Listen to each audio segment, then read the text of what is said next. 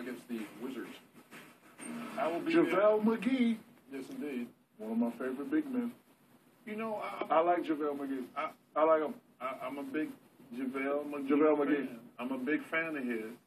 I love JaVale McGee. You know, I will say this. I will say this about JaVale McGee.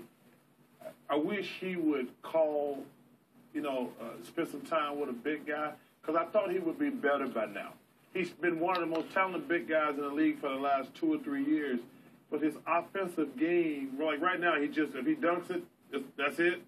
Well, I would love to see him develop his game, because I think he's got a chance of being a terrific player in this league. He's sort of like an undeveloped DeAndre Jordan. They don't really have post game, but on the break, offensive rebound, throw him a lob, he can go up and catch him. Yeah, but you can't win like that. To be a great player, they got to be able to give you the ball in the box, jump hooks, up and unders and things like that. I've always said the best player I ever played against was Kevin McHale.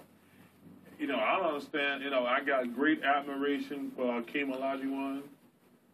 But I don't understand why these guys don't go spend some time with Kevin McHale. Well, he's coaching now. Because that stuff, he hadn't been coaching. Yeah, that's true. I think that enough time. Because the difference is, that stuff Hakeem Olajuwon does, you can't teach that.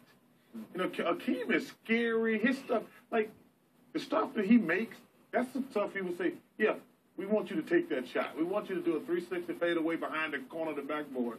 But Kevin McHale had the best post game I've ever played against in my life.